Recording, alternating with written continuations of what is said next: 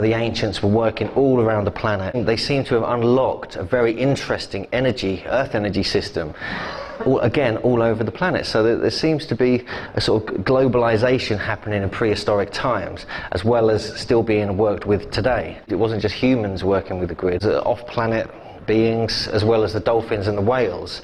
When you think about it, most of the world is water anyway, so you can understand that someone has to work with these kind of energies under the water. Some very unusual things that have been going on that are connected, and it seems like even some government agencies around the planet are working with these energies too. We have a global ancient system that was in place and it was being used effectively.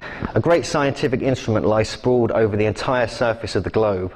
At some period, perhaps it was over 4,000 years ago, almost every corner of the world was visited by a group of men who came with a particular task to accomplish.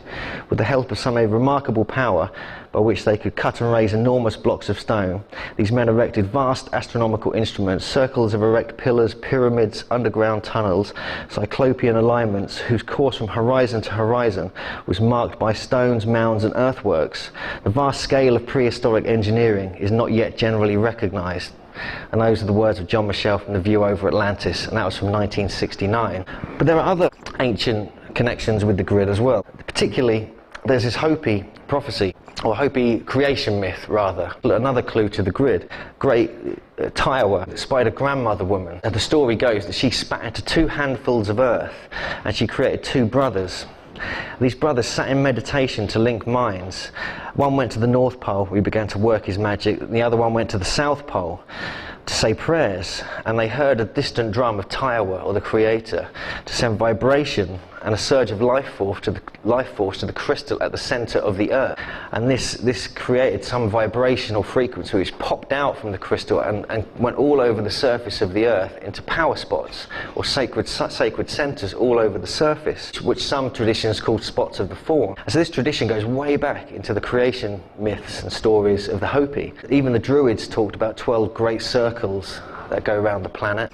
But I want to jump off planet for a moment and visit Mars to start with. Some of you may recognize the 3D image up there as a kind of Merkaba, or a star tetrahedron. There's certain angles and geometries on the planet. One of them was 19.5 degrees, or more precisely 19.47. And when you place a tetrahedron in a sphere, you get the points touch the surface at 19.5 degrees above or below the equator. And this is where sunspots sort of cycles and sort of sunspot activity is at its most strongest on the sun. On Earth we have Hawaii, which is the most active volcano on this planet. So there seems to be some kind of activity happening at 19.5 degrees. This gives a really interesting indication of a potential grid system that happens within all planetary bodies. And this graphic here, you can see on the top right, the sun. This shows you the most intense kind of solar flare activity you get on the sun, and it all happens at precisely 19.47 degrees. So we can see these kind of energy upwellings through different bodies within the solar system. And on the lower map you can just see where the 19.5 degree latitude is marked. And on Saturn we have this great hexagon in the North Pole, and you can see that on the top left photo quite clearly. But the size of that hexagon, the width of 2 Earths, it's that big. It seems to maintain its integrity. It doesn't budge, even though there's massive swirling cloud bands and plasma moving around the North Pole. And somehow some energy system or vibration, or possibly a cymatic vibration, holds that energy in place while everything else moves around it. Even Plato gave us a clue about it as well.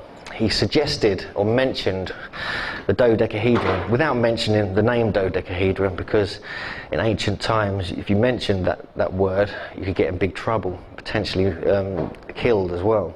And one of his paraphrased quotes, "The earth when viewed from above resembles a ball sewn from 12 pieces of skin."